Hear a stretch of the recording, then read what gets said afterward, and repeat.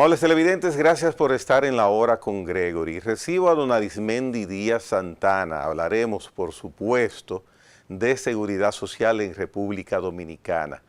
Don Arismendi, gracias por estar en este programa. Hay muchísimas preguntas para iniciar un conversatorio con usted.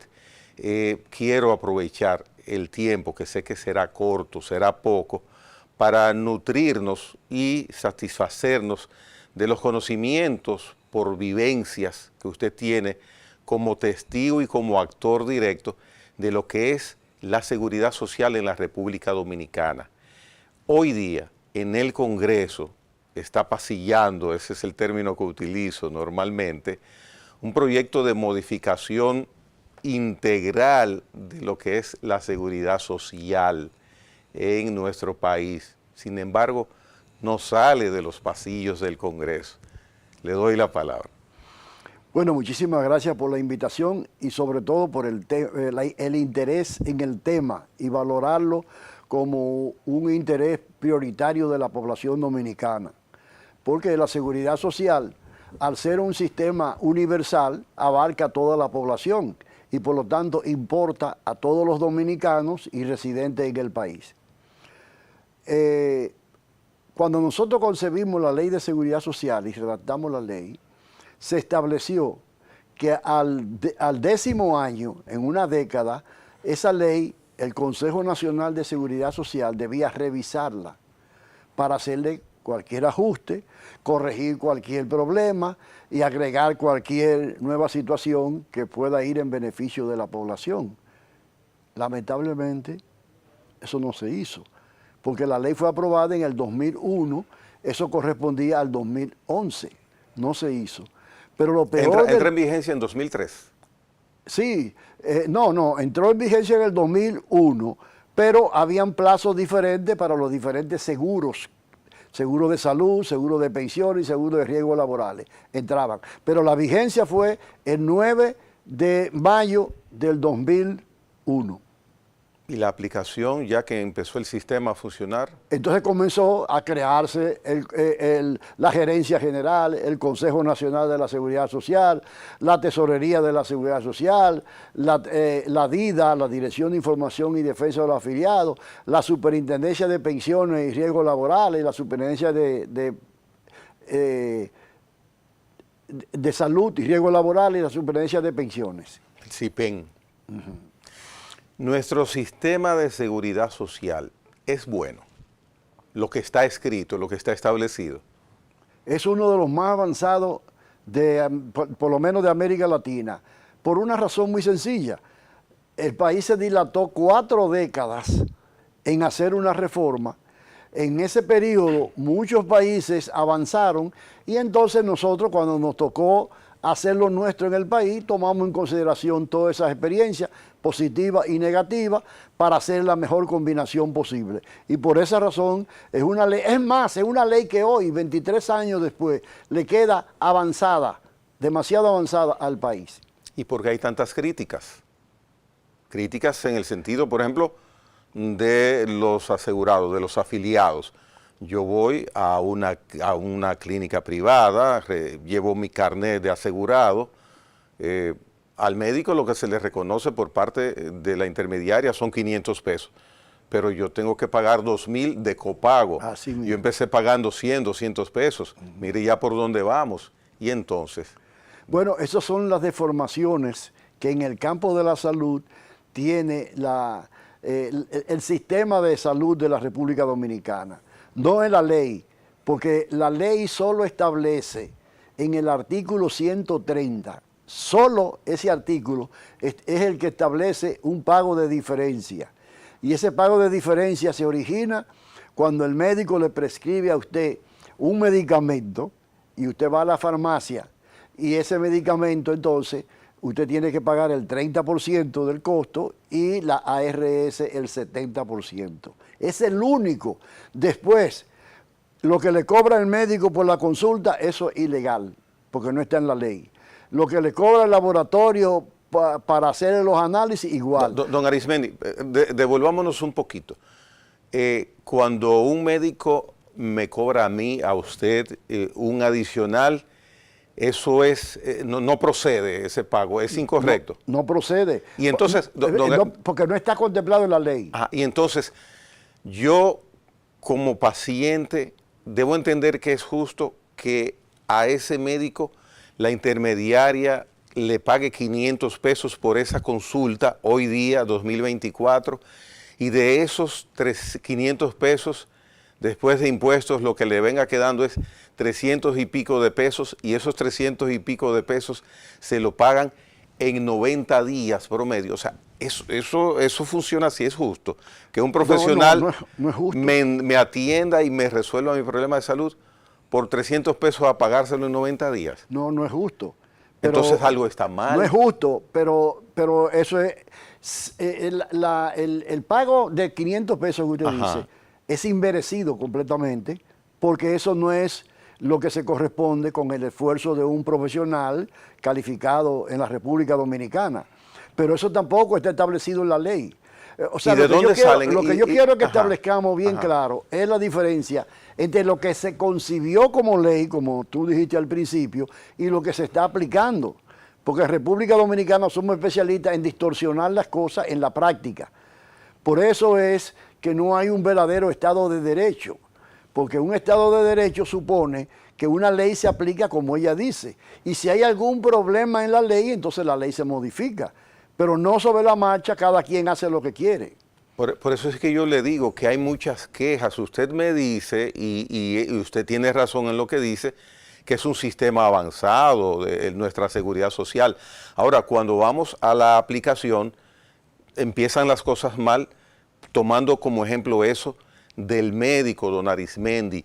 ¿Qué debería suceder para que esa distorsión, porque evidentemente es una distorsión, se corrija, don Arismendi? Bueno, hay que corregir eso, ¿no verdad? Porque eso no es conveniente. Pero lo que tiene que hacer es el Consejo Nacional de la Seguridad Social, que es el órgano rector, es establecer una tarifa mínima, vamos a suponer, qué sé yo, de 1.000, 1.500 pesos, lo que sea, al médico. Pero a cambio de que el médico no le cobre al paciente nada. ¿Y por qué no se hace? Esa es la gran pregunta. Eso es lo que yo le estoy diciendo hace ¿Quién un debe rato. ¿Quién debe velar entonces? Porque, y utilizo nueva vez el término de esa distorsión o esa irregularidad, ¿quién debe velar para que eso no haya llegado hasta ahí?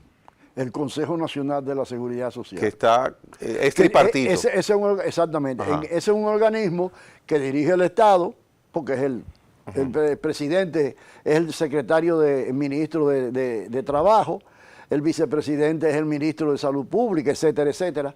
Hay 3 representantes de los empleadores, del CONEP, la Corpardón y la Asociación de Industria, por ejemplo, y hay 3 representantes de los sindicatos, el CENUS, la CAS y la CNTD. Además, hay representantes de los discapacitados, de los trabajadores independientes, de las enfermeras y de los médicos incluso. Ahora bien, ese es el organismo que establece las reglas de juego y aplica la ley. Por lo tanto, cuando ese organismo autoriza el cobro de copago, está transgrediendo la ley. Al principio se permitió ¿Y está eso. el gobierno ahí entonces? Claro, pero el primero que no cumple con la ley es el gobierno. No me estoy refiriendo a este gobierno, los gobiernos. No, los gobiernos, el claro Estado, que sí. El Estado el Estado. Eso es lo que le estoy diciendo. Mire, yo tengo muchísimas relaciones internacionales, pues yo trabajé en 6 países este tema. Y los amigos profesionales me dicen, pero Arismendi, ¿cómo es posible que una ley que se aprobó hace 23 años, que la gente reconoce que es progresista esa ley, y hay muchísimas cosas que plantea la ley que todavía no se han aplicado? No, eso nada más se ve en un país como este. En otro país, el Estado está obligado a cumplir con la ley o a modificarla. Entonces le pregunto, don Arismendi, lo que falta y tenemos que dar saltos porque si no nos quedamos en ese punto, lo que falta por aplicar y las evaluaciones que había que hacerse cada 10 años, ¿a quién le conviene, a qué sector le conviene que no se haya hecho?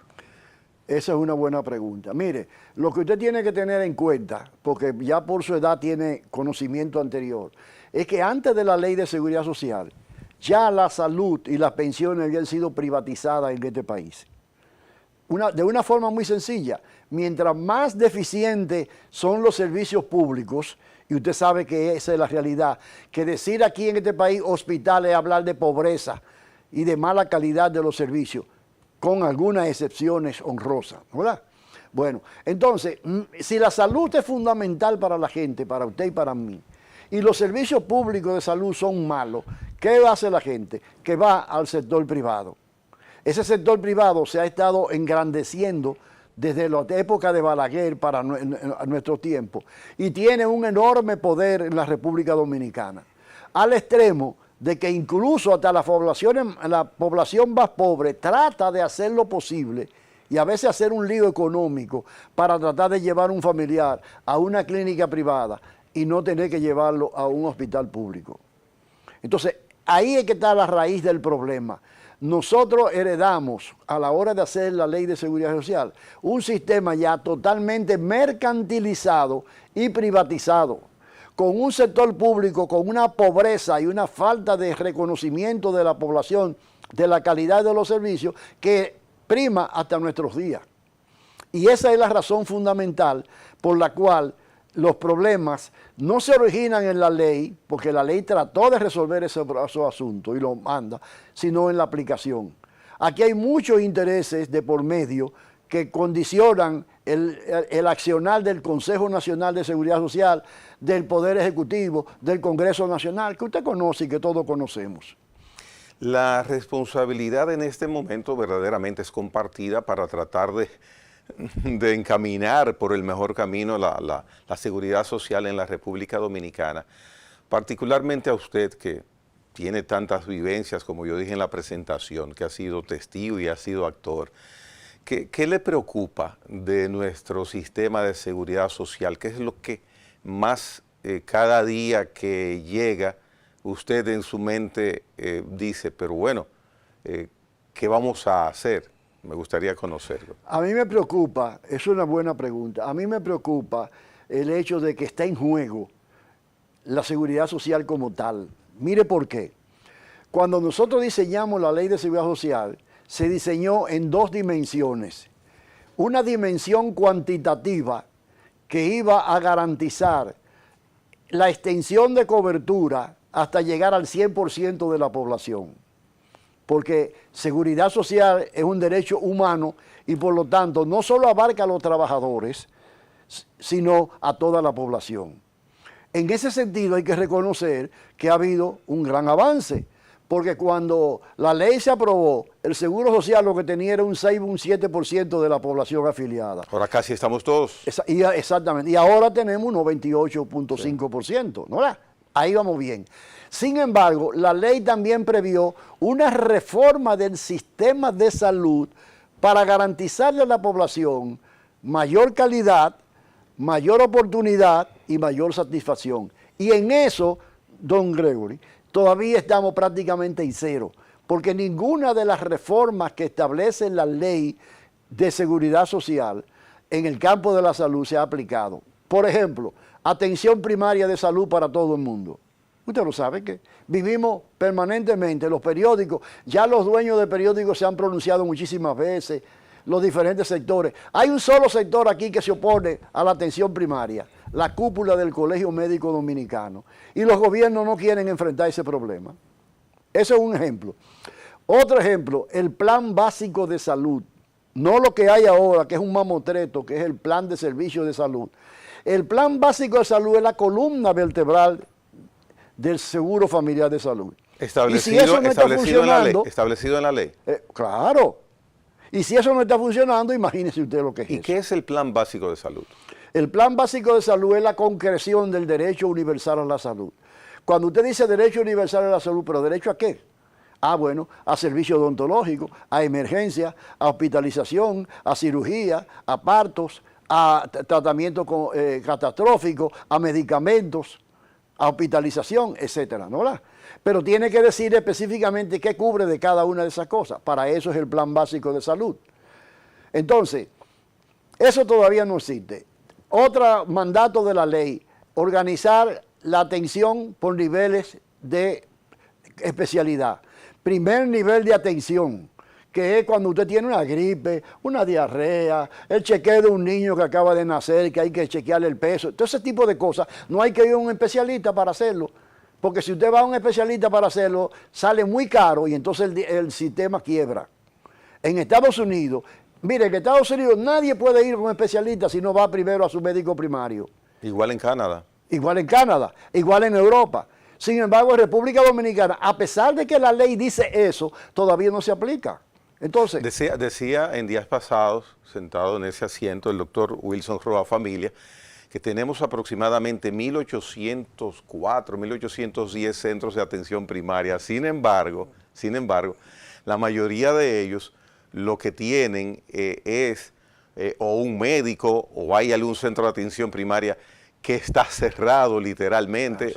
Entonces, lo tenemos en teoría. Eso es lo que le llaman los especialistas capacidad resolutiva.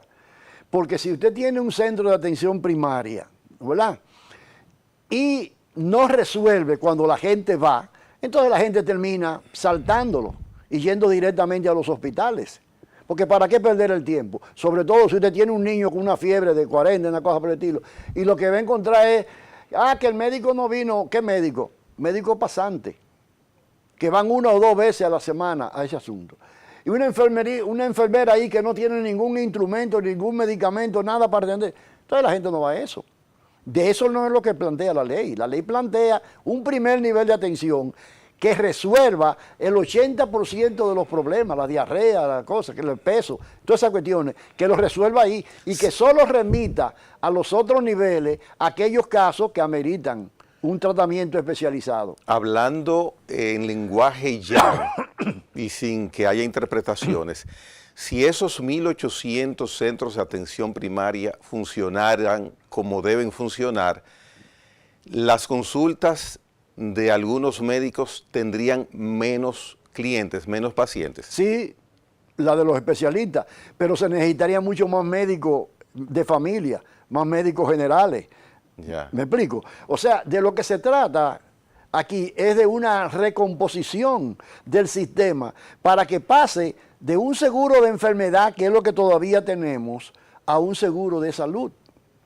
O sea, nosotros lo que tenemos es un seguro de enfermedad en la práctica. Lo mismo que antes, lo mismo que puso Balaguer en aquella época y que han gobernado y respetado todos los demás gobiernos, porque no es solamente Balaguer el responsable de esto.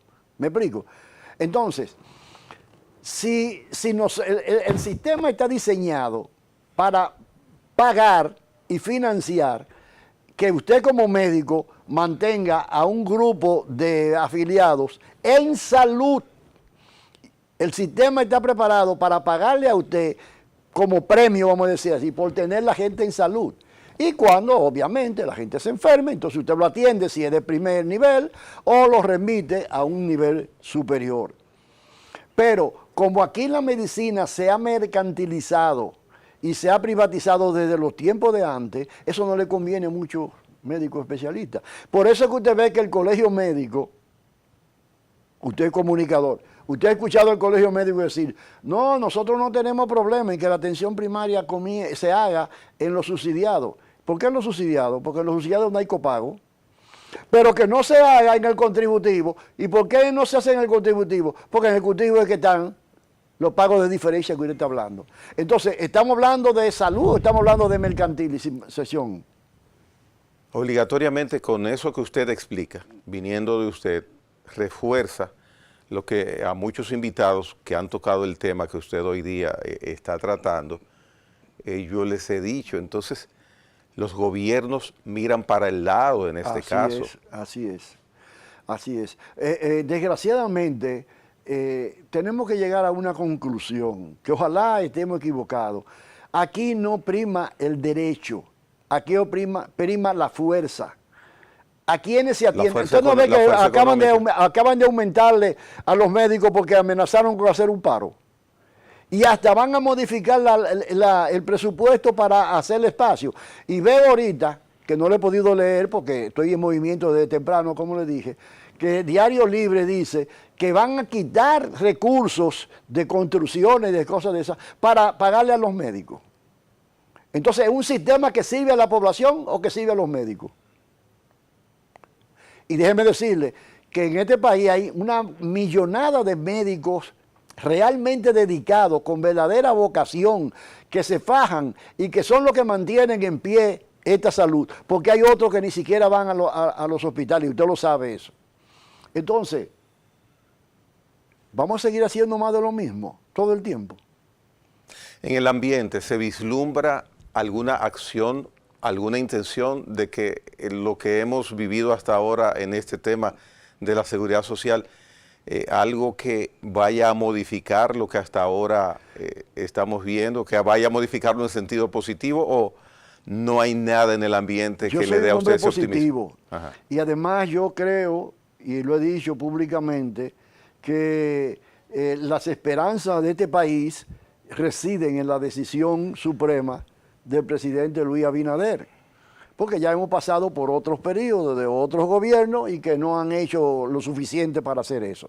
El que está con el bate en la mano para batear la pelota es el gobierno actual, y sobre todo en este cuatrenio especial, donde por primera vez en la historia que yo conozco, y tengo 80 años, un presidente de la República no se va a reelegir más allá de lo que la Constitución le permite.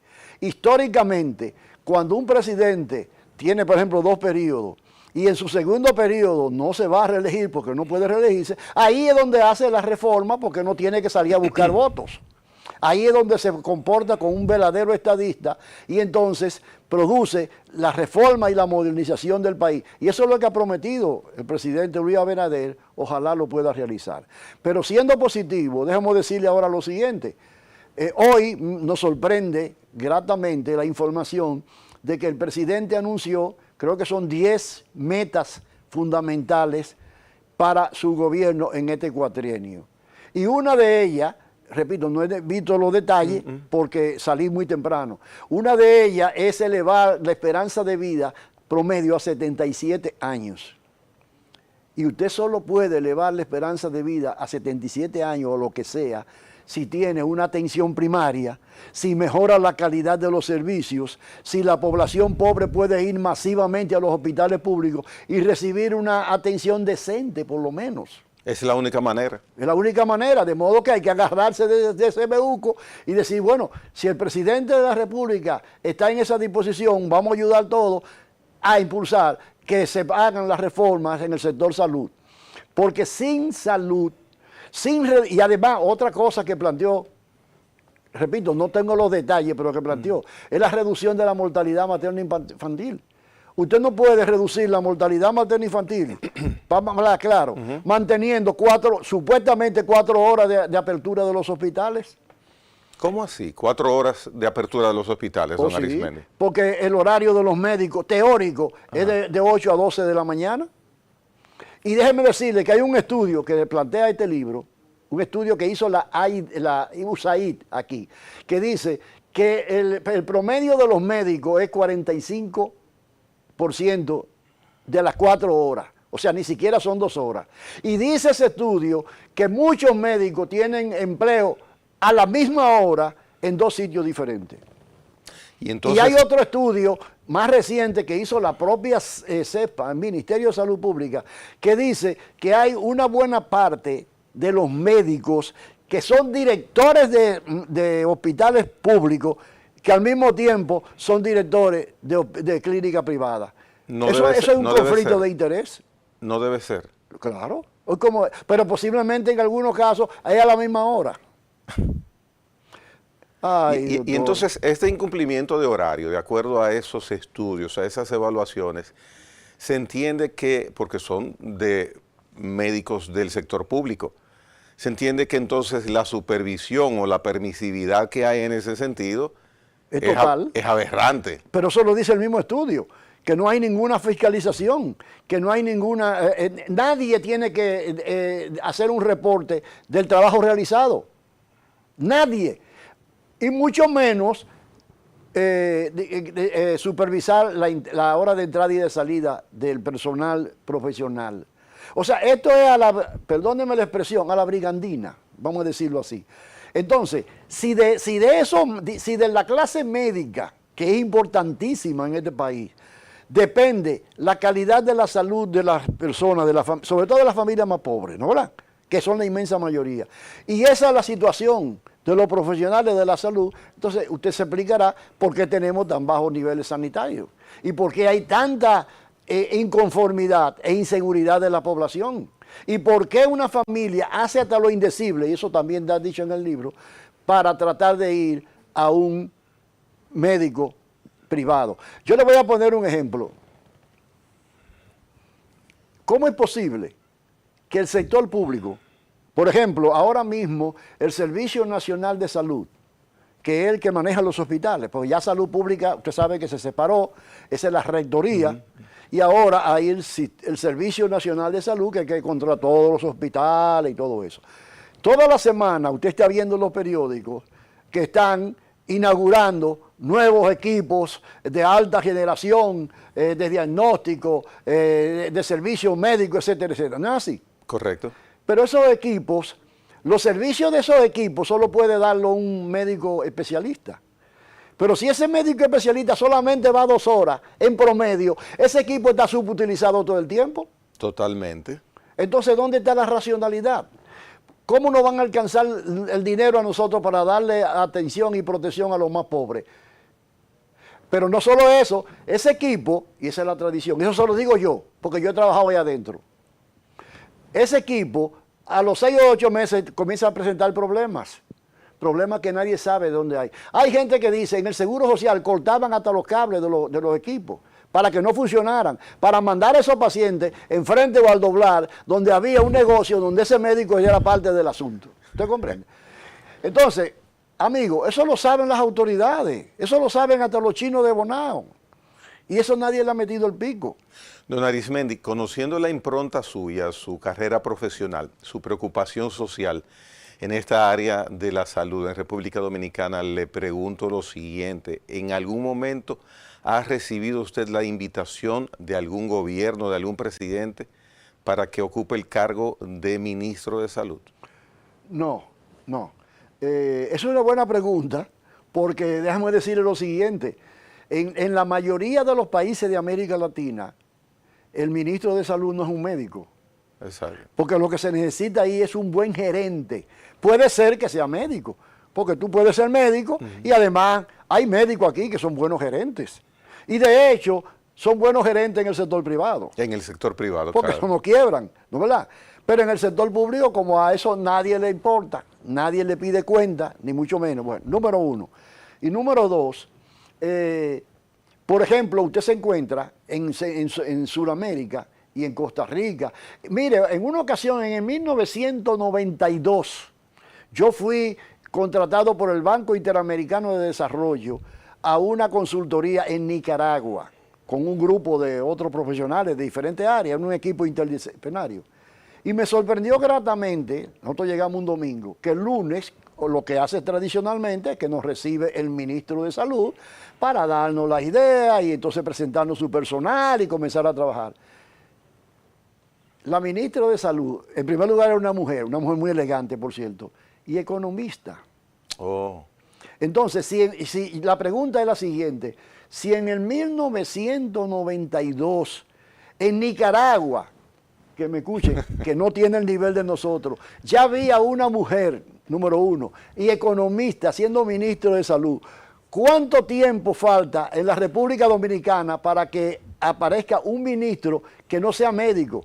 Que puede ser un odontólogo, que puede ser una farmacéutica, que puede ser hasta una enfermera graduada y que puede ser un administrador o un gerente, una cosa. ¿Cuánto tiempo usted cree que falta aquí? Bueno, eso le da una idea del nivel de atraso que tenemos. Muy cierto, muy cierto. Con las características que adornan, y sin loa, no es loa, es justicia, la personalidad y la persona de don Arismendi Díaz Santana, verdaderamente cualquier gobierno hubiera ido en buena posición, hubiera ido cómodo, teniendo los servicios de una persona con la preparación y el conocimiento de don Arismendi, dirigiendo el Ministerio de Salud. Pero, lamentablemente, no ha sido así.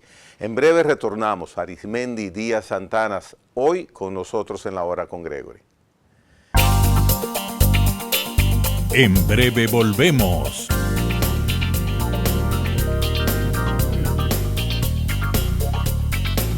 A la Hora con Gregory. Continuamos conversando con don Arismendi Díaz Santana sobre seguridad social. Mire, don Arismendi, usted tiene de su autoría un libro recientemente publicado. Háblenos de él, por favor. Sí, se trata de un libro sobre la historia y los fundamentos del sistema dominicano de seguridad social. Porque uno de los problemas que tiene la ley es que es muy compleja, porque incluye incluye seguro de salud, seguro de pensión y riesgos laborales. Pero además de eso tiene 3 tipos de financiamiento. Un financiamiento contributivo, que es el de los trabajadores asalariados, un financiamiento subsidiado, que es el de la población sin capacidad contributiva, y uno contributivo subsidiado para los trabajadores independientes que tienen capacidad contributiva. Entonces, todo eso da como resultado un poco de complejidad en el proceso. ¿Y el libro con el título, don Arismendi, no es complejo o lo puede leer cualquier persona y lo podría entender? A eso voy.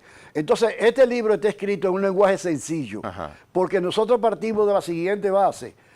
La salud, todos los problemas que estábamos señalando en el segmento anterior, se van a resolver cuando nosotros logremos que la población se empodere del asunto y comience a exigirle al Consejo, al Poder Ejecutivo, al Congreso Nacional, una aplicación adecuada de la ley y la modificación cuando sea necesario. Si no hay un empoderamiento de la población, los servicios van a seguir siendo deficientes. Entonces, por esa razón es que el libro está escrito en un lenguaje absolutamente sencillo. Nada de especialismo, nada de complejidad, nada de presunción académica, ni nada de eso, para llegar al ciudadano común y corriente, con ejemplos sencillos. Entonces, ¿qué es lo que se hace en el libro? En el libro se explica cómo estábamos antes de la Ley de Seguridad Social, qué era el seguro social de la República Dominicana, un atraso completo, un sistema totalmente excluyente y un sistema incluso que el presidente Balaguer congeló y sin embargo apoyó la creación de las igualas médicas, de las clínicas privadas, etcétera, etcétera. En los años que gobernó el doctor Joaquín Balaguer, que se habla también de su obra de gobierno, lo vistuoso, lo estructural, ¿la parte de la seguridad social tuvo avances o no? No. No. No, la seguridad social no, porque se privatizó. Bueno, el seguro social se mantuvo congelado, digamos, un 5, un 6% de la población durante todo ese tiempo. Pero el seguro social era para los empleados públicos. No, para los empleados privados. Privados. Para los empleados privados. Los empleados públicos no tenían ningún tipo de protección. Ahora, ¿Y por qué eso? Porque Balaguer siempre fue un hombre de mucha visión de futuro, de mucha visión social. Es lo que uno mira, lo que uno conoce.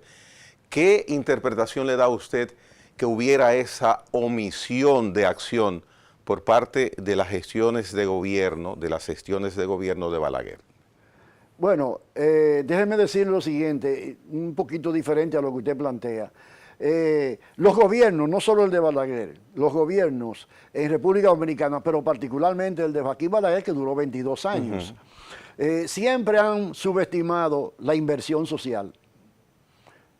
Lo de esos gobiernos es cemento y varilla, vamos a decirlo así.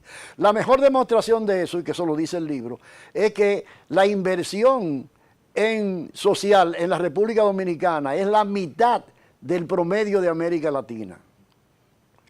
Eso es lamentable escucharlo. Claro, pero ¿cómo usted se explica que la educación privada haya crecido tanto con relación a la educación pública? Porque hay una política aquí, mientras menos se invierte en educación, más deficientes son las escuelas públicas, más propensión tiene la gente, hasta los más pobres, de llevar a sus hijos a un colegio. ¿Y eso es privatización? Pasa entonces en la salud también. Eso va paralelo a la salud, exactamente. Entonces, mientras más eficientes son los hospitales públicos, más presión tiene la gente para salvar un familiar o para salvarse a sí mismo de ir a una clínica privada. Y eso significa gasto de bolsillo mucho mayor.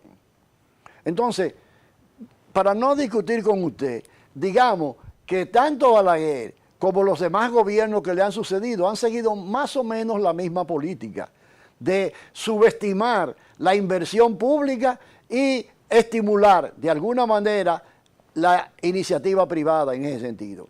Entonces, mire, cuando usted va a América Latina y usted escucha por ahí hablar, si usted dice de República Dominicana y dice hospital, inmediatamente está hablando de una institución pública, pobre y de baja calidad. Esa es la fama que tenemos. No, y aquí en República Dominicana, si yo le digo a usted, yo tengo a mi hijo en el hospital tal, tengo que ir a verlo, usted dice, ese es un pobre, porque no lo puede tener en una clínica. Entonces, clínica es signo de lo contrario, aunque no necesariamente el sector privado sea un modelo. Claro. Bueno, es tan sencillo que si usted me dice, por ejemplo, a mí, tengo mi hijo o mi hija o mi esposa interna que hubo que chequearla porque le duele el apéndice, por ejemplo, yo le voy a preguntar, ay, mire, ¿y en qué clínica está para ir a visitarla? No voy a imaginar en ningún momento que está en un hospital público. Exactamente. Sin embargo, en América Latina y en Estados Unidos, hospital es un hospital. ¿Usted recuerda una vez que hubo un atentado contra Reagan? Sí, claro, Bueno, claro. lo llevaron al Memorial Hospital de Washington. Mi esposa estuvo ahí un día interna por un problema de eso, por eso se lo digo, en esa misma época. O sea, el concepto de hospital es otra cosa fuera de República Dominicana. En República Dominicana es signo de pobreza. Y por el contrario, que no necesariamente es así, el de clínica es de eficiencia y de buen servicio. Ahora bien, ¿eso mismo ocurre con escuela y con colegio? ¿Usted diría que usted tiene a su hijo en una escuela? O usted dice, no, mi hijo está en el colegio. Ahora cuando yo venía en el ascensor... Y si menciono el nombre en inglés, mucho mejor todavía. Exactamente. Entonces, ¿qué quiere decir eso? Que desgraciadamente para nuestro país, desde los tiempos de Trujillo para acá, la inversión pública ha sido pobre con relación a América Latina. No vamos a compararnos con Estados Unidos, ni con Europa, ni mucho menos. Número uno. Y número dos, no solo, vamos a volver a salud, no solo que la inversión pública en salud es baja, sino que la calidad de la aplicación de esa inversión es bajísima todavía. Porque estamos financiando a 10.000 médicos que van muy poco o que no van. Estamos financiando a miles de directores de hospitales que al mismo tiempo son directores de hospitales en la clínica privada. Estamos financiando a médicos que tienen el mismo empleo, 2 empleos a la misma hora. Entonces, esa inversión es muy mala. Mire, la Organización Mundial de la Salud, estima en un estudio que tiene, que yo lo cito aquí en el estudio, que alrededor del 30 a 40% de la inversión pública de América Latina en los hospitales es ineficiente. Entonces, si en República Dominicana es baja la inversión y además de eso es ineficiente, tenemos lo que usted mismo ha reconocido hace rato que estamos viviendo en nuestro país. En el primer segmento, y vamos a seguir hablando del contenido del libro porque es muy interesante, usted mencionó que la mortalidad infantil hay la intención de que se reduzca por parte de un compromiso que ha hecho el presidente de la República. En ese índice y esos parámetros de mortalidad infantil aquí en nuestro país, ¿incide la presencia y la situación de las madres haitianas que paren acá? Puede ser que incida en ese sentido, pero ese problema viene desde antes de agudizarse el término de la parturienta haitiana. Ahí volvemos a un tema, mi querido amigo, que es volver a darle la vuelta a la noria, como dicen, darle círculo vicioso, porque ahora se está hablando muy de moda de que hay demasiados partos que se atienden de haitianas. Y yo le pregunto, ¿y cómo esas haitianas entran al país? ¿Y por qué nos estamos preocupando por la atención humanitaria que se le da en los hospitales y no nos preocupamos por lo que está pasando en la frontera, que esa gente entra aquí ilegalmente? Porque nosotros no podemos negarnos a que los haitianos puedan venir al país, pero que cumplan con la ley, no a que llenen los requisitos. Pero esa gente, usted sabe que hay negocio de eso, y esas personas entran en camiones, en guaguas. Alguien la deja entrar y alguien cobra por eso. Porque ¿cómo es posible, por ejemplo, el director de Cabral Ibáez de Santiago, y incluso de aquí, Hospital de la Capital, una haitiana de Haití llega aquí, ¿cómo? Por milagro, en helicóptero? Sí. Entonces volvemos a lo mismo. Y entonces estamos engañando a la opinión pública, exagerando la mortalidad, diciendo que son de haitianos y diciendo que hay demasiado y cosas por el estilo. Pero nadie se preocupa. ¿Y por qué esa gente entra aquí? ¿Por qué? Entonces volvemos a lo mismo. Si no se cumplen las leyes, como usted dijo al principio, si las autoridades miran para otro lado, tenemos lo que tenemos. En su libro, ¿está algún capítulo dedicado o algún tema dedicado al sistema de pensiones? Claro, claro. Ahí sí hay un problema serio. Bueno. Porque las pensiones, como van las cosas, van a ser insuficientes. A pesar de que ya los trabajadores son el principal accionista del desarrollo económico del país, porque ya el patrimonio de los trabajadores ya llega como a 1.200 millones de pesos. Pero aún así, cuando usted divide ese gran dinero entre mucha gente, entonces no le da lo suficiente para garantizar una buena pensión. Y nosotros estamos proponiendo ahí una reforma de la ley urgente para que ese problema se resuelva. Porque que no, si no está previsto lo que usted propone en su libro sobre las pensiones en el proyecto que está preaprobado en la Comisión Bilateral del Congreso. No, ese proyecto se cayó. Ah, se cayó. Bueno, por dos razones. Una, porque estuvo muy mal planteado.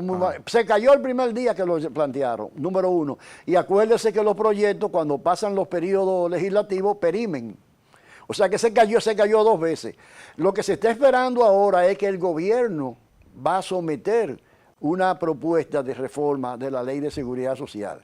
Aparentemente, después de haber sometido la del fiscal, y aunque se cayó lamentablemente, porque eso se debió haber reestructurado, aquí se necesita una reforma fiscal de todas formas. Bueno, esa. Después vino la del Código de Trabajo. Se supone que de acuerdo a las prioridades que tiene el presidente de la República, la próxima, que será en enero o febrero, según me han dicho, es la de la seguridad social. Por eso que este libro cae como anillo al dedo en este momento, porque da una serie de fundamentos y de historia de cómo se hizo la Ley de Seguridad Social, y si usted la va a modificar, usted tiene que saber cómo funciona. Y eso es una fuente interesante. Y antes que la fuente del libro, ¿a usted le ha contactado algún sector del gobierno actual para consultarlo sobre lo que sería una propuesta del gobierno de reforma del sistema de salud? Sí. ¿Lo han consultado? Y debo decirlo con toda honestidad y con orgullo, comenzando por el propio presidente de la República. Yo he tenido la suerte, el privilegio, no el privilegio, porque mucha gente dice que el presidente actual, Luis Abinader, es una persona muy abierta, muy accesible. No estoy hablando de política ni cosas, estoy hablando de la realidad, ¿no es verdad? Es más, yo le puedo poner un ejemplo. Hoy salió en los periódicos, como le dije, que el presidente tenía 10 o 12 metas importantes, ¿no es verdad? Yo salí muy temprano, como prioridades. Le dije, a grabar, sí, metas y prioridades. Sí, sí, sí. Y yo salí muy temprano a grabar otro programa, además de este, y entonces no tuve tiempo de verlo. En un interín, entre un programa y otro, yo le puse al presidente que quería que, por favor, conocer en detalle esa propuesta para ver en qué nosotros podemos ayudar. Ayudar sin ningún interés, ni buscando empleo, ni de consultoría, ni nada de eso. Y él me respondió una vez que me va a llamar para la próxima semana. O sea, lo que le quiero decir es que hay buena comunicación en el presidente. El presidente ha sido receptivo en ese sentido. Esperamos que los consejos que él reciba de sus ministros y de otros sectores no sean lo suficientemente positivos como para que él cumpla con esa meta, en primer lugar, de reducir la mortalidad materna infantil y en segundo lugar, de aumentar la esperanza de vida a 77 o 78 años de la población. Bien, mire, otro punto que quiero tocarle y supongo que está en su libro, en la parte de las pensiones, sigo con las pensiones. Pongamos el siguiente ejemplo, yo recibo de salario 50,000 pesos, por ejemplo, y cotizo, voy a llegar a tener 360 aportaciones producto de mi labor continua para ser merecedor y tener calidad de recibir una pensión. La pensión, ¿cuándo es que va a entregarse la primera? ¿En qué año? Pues eso depende de cada persona. No, o sea, del sistema, desde cuando empezó el sistema. Sí, pero depende, porque por ejemplo, cuando comenzó el sistema yo tenía 58 años. Y cuando comenzó el sistema, los hijos míos tenían 20 y pico de años. ¿Usted comprende? O sea, que eso en materia de pensiones es una cosa absolutamente individual. En salud no, porque comienza un sistema de salud y beneficia por igual a los que tienen 5 años, a los que tienen 10 años, a los que tienen 20 años, a los que tienen 50 años y a los que tienen 60 años. Pero en pensión no, porque por ejemplo, mañana usted dispone algo en pensión y los que tienen 55 años nada más se van a beneficiar adicionalmente por 5 años. Los que tienen 20 años se van a beneficiar por 30 años, etcétera, etcétera. Ahora bien, lo que usted señala es que qué va a pasar si cuando usted llegue, digamos, cumpla con los 360 cotizaciones. Vamos a suponer, como usted dijo, que usted es una persona regular que pudo cotizar durante todo el tiempo de manera regular. La mayoría de la población, eso lo dice mi fundación, que es la Fundación Seguridad Social para Todos, lamentablemente va a recibir una pensión pequeña por varias razones. La primera razón es que cuando yo hice los estudios actuariales para la Ley de Seguridad Social, la cotización para pensión era el 12%. ¿Qué significa eso? El 12% del salario para pensión. Y lamentablemente hubo que reducirlo al 10% porque tanto los empleadores como los trabajadores decían que no podían cotizar más de ahí. No se pudo reducir la parte de salud porque usted sabe que la salud es lo primero y es más importante y más costoso. Don Arismendi, usted me está diciendo, y el televidente lo está oyendo y mirando, que si yo cotizo durante 30 años y gano 50,000 pesos, lo que voy a recibir de pensión es 5,000 pesos. No, yo no. Porque es un 10%. No, yo estoy hablando de la cotización para poder acumular. Déjeme responderle la pregunta suya ahora. Okay. En el caso suyo, por ejemplo, que usted ha cotizado durante los 360 meses consecutivos, etcétera, etcétera, y que gana 50,000 pesos, las proyecciones son que usted va a recibir, en ese caso, que es casi privilegiado, un 45 o un 50% del salario. Ya, de un 45 a un 50. Porque usted es un privilegiado de que ha podido cotizar durante todo el tiempo. Ahora, hay que tener en cuenta, y esto es importante que los amigos lo escuchen, que la mayoría de los trabajadores dominicanos no tienen ese privilegio, que trabajan 5 años, se desemplean 2 años, trabajan 7 años después, se meten en un asunto privado. O sea, no van a llegar a 360 meses. Entonces, esas personas van a recibir pensiones desde un 15% hasta un 30%, dependiendo de cada caso, como le dije ahorita. Que es muy poco. Eso es condenable a la pobreza, amigo. Porque si usted está ganando, por ejemplo, 50,000 pesos, que es ese ejemplo que usted me pone, y yo le estoy diciendo que en el mejor de los casos usted va a recibir el 50%, usted va a bajar a 25,000 pesos. De golpe. De un día para otro. Entonces su calidad de vida se va a caer. Entonces, por esa razón es que es urgente modificar la Ley de Seguridad Social en lo que tiene que ver con pensiones, para que la contribución sea mayor. Mire por qué. Le voy a poner un ejemplo. Cuando se aprobó el Seguro Social en el 1948, la esperanza de vida en la República Dominicana eran 49 años. Eso quiere decir que la gente se moría a los 45, a los 46, y los mejores de edad llegaban a los 55 y 56 años. Algunos llegaban a 70, pero esa era la minoría. El promedio era 48 años. ¿Verdad? Wow. Bueno, ahora, hoy, en el 2024, estamos hablando de 75 años, y el presidente quiere llevarlo a 77, ojalá que pueda, y eso es muy importante, ¿no? Entonces eso quiere decir que ahora hay dos cosas. Una, hay más viejos, y esos viejos, perdónenme la expresión, duran mucho más años. ¿Qué quiere decir eso? Que eso cuesta más y que hay que pagar más. Pero cuando usted habla de eso, los políticos no quieren decir que tienen que aumentar la cotización. Y los sindicatos se resisten a eso. A veces por falta de orientación y de buena información. Pero no solo eso.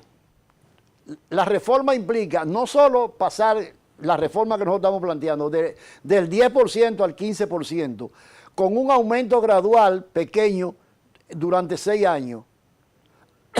De modo que ninguna empresa va a quebrar de un día para otro, porque es gradual. Y ningún trabajador tampoco, porque es gradual, ¿no? ¿Verdad? Y hasta se podía negociar que en vez de 6 años fueran 8 años. Bueno, eso por un lado. Pero al mismo tiempo, la propuesta de nosotros dice, por ejemplo, los que están jóvenes ahora, de 20, 25 años, que están comenzando la vida laboral y que van a pensionarse dentro de 40 años, más o menos, tienen, ya no será 360 el límite normal, sino será mucho más. ¿Por qué? Porque la esperanza de vida va creciendo. Va creciendo. Te voy a poner un ejemplo ahora. ¿Es posible? Bueno, brevemente. Bueno, en Panamá se está discutiendo ahora una modificación de la ley y ellos están aumentándole 3 años de cotización a los trabajadores. ¿Por qué? Porque ellos dicen que desde el momento anterior que se modificó la ley al momento de ahora, la esperanza de vida ha crecido 3 años. Ah, muy bien. Entonces, para que un sistema pueda ser equilibrado y sostenible, es necesario que vaya adecuándose a los cambios. Lo en que este nosotros caso, no a la hacemos. esperanza de vida. Lo que nosotros no hacemos, lamentablemente. Lo que nosotros no hacemos. Todos esos detalles están en el libro, nos lo muestra, por favor, don Arismendi, nueva vez. ¿Y dónde se puede conseguir ese libro? Yo este libro se lo voy a regalar a usted, porque nosotros no estamos vendiendo, nosotros no queremos hacer negocio. Sí nos estamos cuidando de regalárselo a la gente que realmente lo quiera aprovechar. Porque usted sabe que usted dice que eso es gratis y la gente coge uno y lo lleva para su casa, hasta coge 2 o 3 y los regala por ahí, cosas. Pero gente como usted, que ha demostrado que tiene conocimiento, que tiene preocupación y que puede influir en la opinión pública, en cuanto termine este programa, yo no solo se lo voy a regalar, sino que se lo voy a dedicar. A mucho honor Así que para ya usted mí. sabe. Las personas que tengan interés genuino en ese sentido pueden comunicarse conmigo al teléfono 809-729-8517. Puede ser por el celular, por WhatsApp, etcétera, etcétera. 809-729-8517. Entonces, lo único que yo voy a requerir de esa persona es que realmente demuestre de alguna manera que tiene un interés genuino, que no es simplemente para archivarlo por ahí. Cómo no, y será una buena adquisición. Y de antemano le agradezco que me facilite tener ese producto. Don Arismendi, yo le pido, por favor, que de cuando en cuando se dé una consulta al tema que le interese. Claro que sí. Y que cuando quiera puedo volver nuevamente a conversar con usted, porque es muy agradable. Sí, muchas gracias. Y habrá muchísimos temas que, como lo dije al inicio, se nos iba a hacer corto el tiempo y así ha sido. Don Arismendi Díaz Santana estuvo hoy con nosotros en La Hora con Gregory. Hasta mañana, les espero. Dios mediante.